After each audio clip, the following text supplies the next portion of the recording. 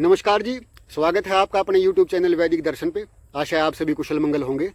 तो आज हम बात करेंगे काश मतलब खांसी के विषय में।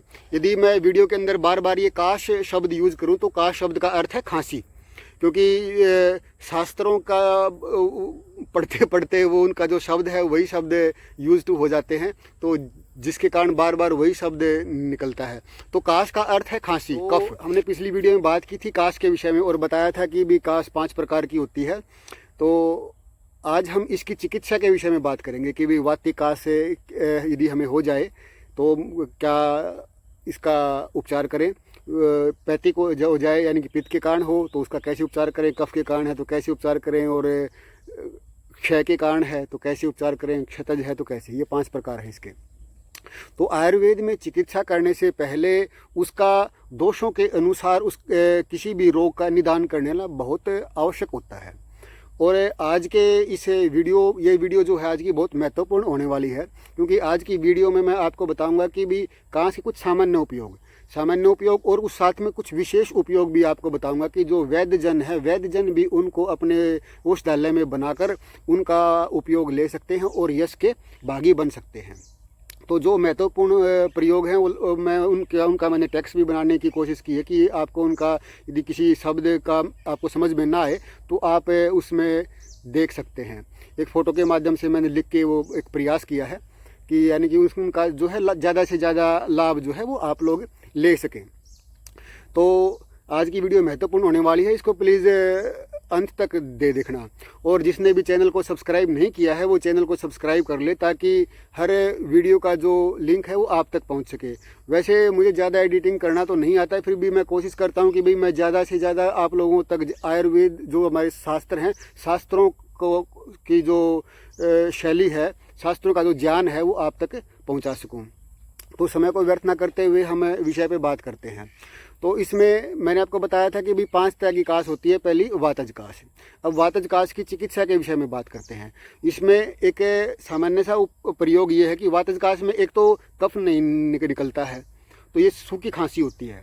तो इसमें कचूर, काकड़ा शिंगी, पीपली, भारंगी, नागरमोथा और जवासा, हम इनको संभाग लेके इनका हम चूर्ण बना लेंगे। और जैसे कि हम इनको एक एक तोड़ा लेंगे तो इसमें 8 तोड़ा गुड़ मिला के हम इसकी जड़बेरी के बराबर जो है वो इसकी एक गोली बना लेंगे। तो गोली बना के हम इसको जो भी रोगी है, रोगी को दिन में 2-3 बार उस गोली को चूसने के लिए देंगे। और उसमें उसके गोली चूसने के बाद जैसे कि छोटी कटेली और बड़ी कटेली और ये गोखड़ू, शालपर्णी और ये कृष्णपर्णी, हम इनका जो काढ़ा बनाकर हम रोगी को पिला देंगे। ये भी बहुत अच्छा कार्य करता है जो सूखी खांसी है उस पर। आप इसका प्रयोग करेंगे तो इसका लाभ आपको वैसे ही पता चल जाएगा। पित्तज काश में क्या है कि पित्त शरीर के अंदर बढ़ जाता है और उसको विरेचन के द्वारा उसको बाहर निकालना ही सबसे सरल चिकित्सा है। और इसमें यदि कफ गाढ़ा हो तो उसमें हमें तिक्त द्रव्यों के साथ निषोध दे देना चाहिए, और यदि कफ पतला है तो मधुर द्रव्यों के साथ निषोध देना चाहिए। इसमें मुनक्का, खजूर और मुलैठी के साथ निषोध दे सकते हैं। और ये बला, व्रेती और ये वासा, इनके साथ भी हम जो है ये निषोध दे सकते हैं। इसका हम क्वाथ बना के पिला सकते हैं रोगी को। और जो कफ के कारण कफज काश है, कफ के कारण खांसी है, तो उसमें हम पीपला मूल, चव्य, चित्रक और सूंठी के साथ पकाया हुआ दूध दिन में 2-3 बार हम रोगी को दे देते हैं। तो ये बहुत अच्छा कार्य करता है, सारा कफ जो है वो बाहर निकल जाता है। खांसी में क्या है कि खांस कर जो है वो व्यक्ति का बहुत बुरा हाल हो जाता है, तो उसकी हमें चिकित्सा ऐसी करनी चाहिए कि, और ये सब कफ के कारण होता है, यदि हम कफ को बाहर निकाल देंगे तो रोगी का जो रोग है वो हल्का हो जाता है और धीरे धीरे चिकित्सा चलती रहे तो रोग ठीक भी हो सकता है।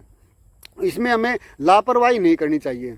और इसके साथ साथ मैं आपको एक बहुत अच्छा प्रयोग बता रहा हूँ। जैसे कि हमारे फेफड़ों में घाव हो जाते हैं, यदि ज़्यादा लंबे समय तक यदि खांसी रह जाए तो उपचारों के कारण जो है हमारे फेफड़े में घाव हो जाते हैं, क्योंकि कफ कभी सूख जाता है और कभी सूखे हुए कफ को हम निकालते हैं औषधियों के द्वारा, तो वो फेफड़ों के अंदर घाव पैदा कर देता है। और कभी कभी क्या होता है कि हमारे फेफड़ों के अंदर वैसे ही स्पेस हो जाता है, स्पेस में फिर खून जम जाता है और उसमें जीवाणु हो जाते हैं, बैक्टीरिया हो जाते हैं, तो वो भी फिर उसको घाव बना दे देते हैं।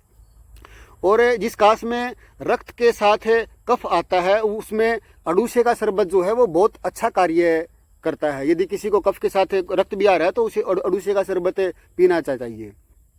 तो मैं आज आपको एक ऐसा योग बता रहा हूँ जो यदि हमारे फेफड़ों में घाव हो जाए तो, और यक्ष्मा का रोग का भी यदि हमारे ऊपर आक्रमण हो जाए तो उसमें हम कौन सी दवा लें, तो ये सभी वैद्यजन भी इसका उपयोग करके आशु लाभ कमा सकते हैं।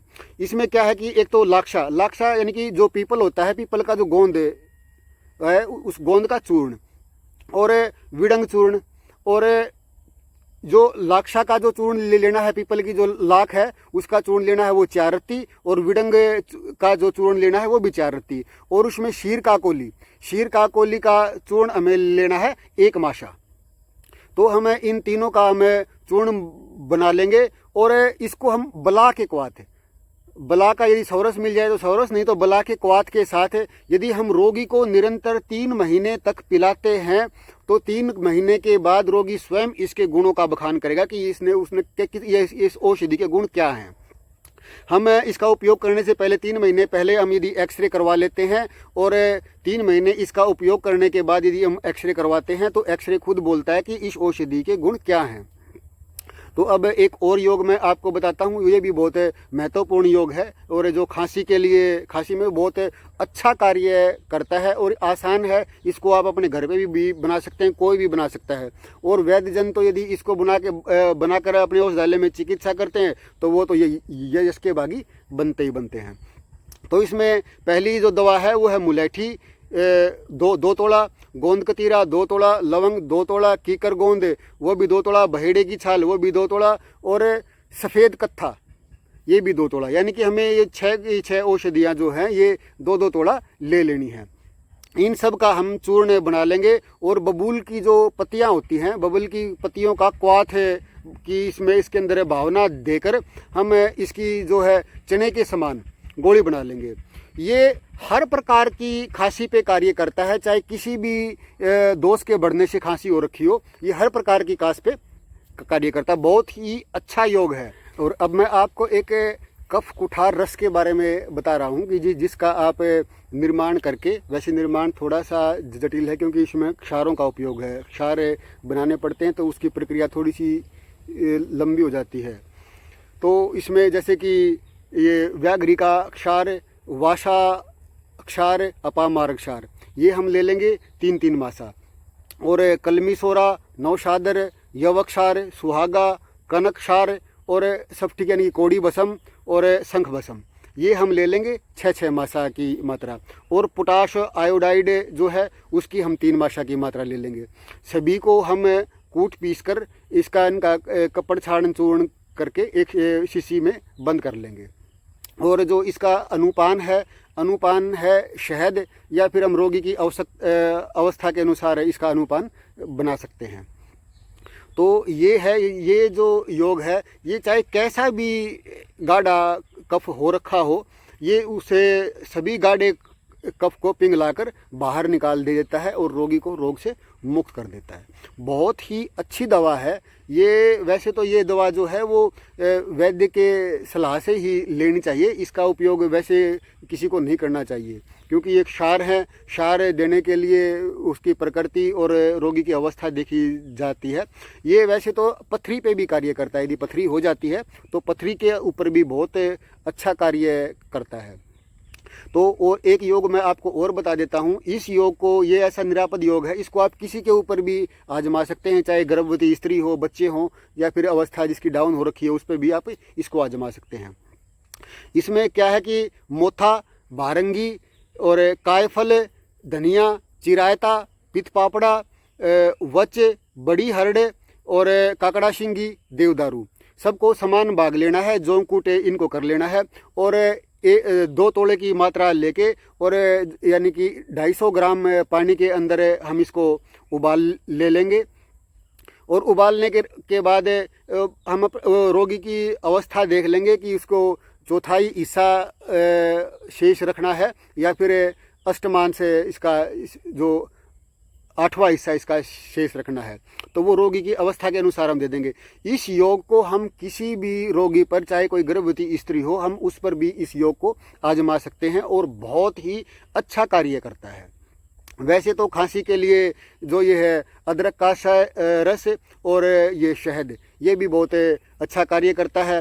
और कई वैद्य से मेरी बात होती थी, वो कई बार ये बताते थे कि वाशा अवलेह के साथ जो कटेली है, कटेली का यदि पंचांग का चूर्ण वाशा अवलेह में मिलाकर यदि इसका उपयोग किया जाता है तो ये भी जो ये खांसी का जो रोग है, इसको कैसी भी खांसी हो चाहे, ये हर प्रकार की खांसी पे कार्य करता है और उसको नष्ट कर देता है। बहुत ही अच्छा प्रयोग है। तो आप इन प्रयोगों को आजमाएंगे और ये जो खांसी का जो भयंकर रोग है, चाहे वो किसी भी प्रकार की खांसी हो, आप उसमें ये जो मैंने आपको योग बताए हैं, इनका आप लाभ उठा सकते हैं। तो आपके सबके लिए शुभकामनाएं। आप सभी स्वस्थ रहें, सुखी रहें। मिलते हैं एक नई जानकारी के साथ। नमस्कार जी।